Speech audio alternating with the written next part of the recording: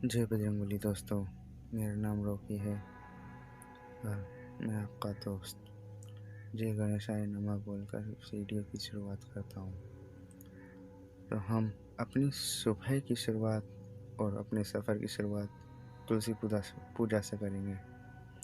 हिंदू धर्म में तुलसी को विशेष महत्व दिया गया है। इसलिए हिंदू धर्म के लोग तुलसी को माता का रूप मानकर उसके पूरे विधि विधान से पूजा करते हैं।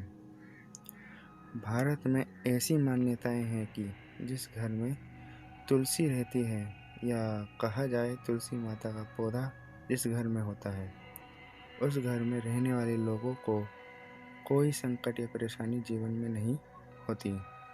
स्वास्थ्य के लिए आयुर्वेदिक में तुलसी के अनेक गुण के बारे में बताया गया है। ये बात कम लोग जानते हैं कि तुलसी परिवार में आने वाले संकट के बारे में जानकर उसे सुख में परिवर्तन कर देती है। शास्त्रों में यह बात बहुत ही अच्छे तरीके से उल्लेख करी गई है। अगर जिस घर में तुलसी न हो, अगर उस घर में कोई संकट आने वाला हो, तो वहाँ उस घर में लक्ष्मी माता का वास खत्म हो जाता है और वहाँ उस घर में दरिद्रता का वास हो जाता है।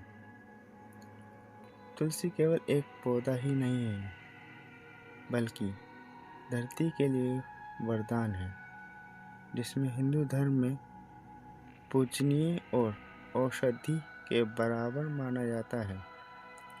तुलसी पूजन करने से न केवल चमत्कारी लाभ मिलेगा, बल्कि साथ ही लोगों को तुलसी से होने वाले लाभ का ज्ञान भी प्राप्त होता है।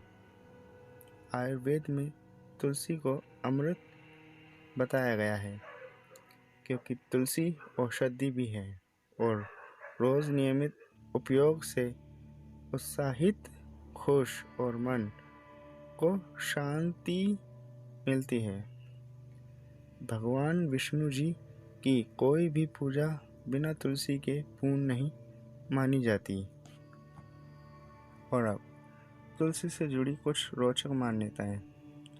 सुना है भगवान राम ने गोमती नदी के तट पर और वृंदावन में भगवान कृष्ण ने तुलसी लगाई थी और अशोक वाटिका में सीता माता ने राम जी की प्राप्ति के लिए तुलसी जी का मानस पूजन ध्यान किया था।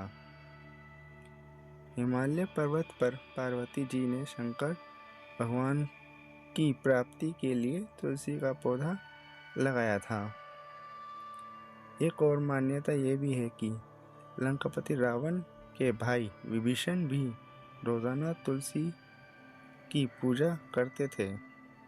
इसी कारण हनुमान जी ने लंका में जो तुलसी का पौधा जहाँ लगा था, सिर्फ वही जगह छोड़कर बाकी सारी लंका जला दी थी। दोस्तों, आज के लिए सिर्फ इतना ही। और ये भी जानकारी आपको मैंने दी है। कुछ मान्यताएं हैं भारत की और कुछ मैंने नेट ब्लॉग्स से आप तक पहुंचाई है। मुझे आशा है ये जानकारी आपको अच्छी लगी होगी। धन्यवाद।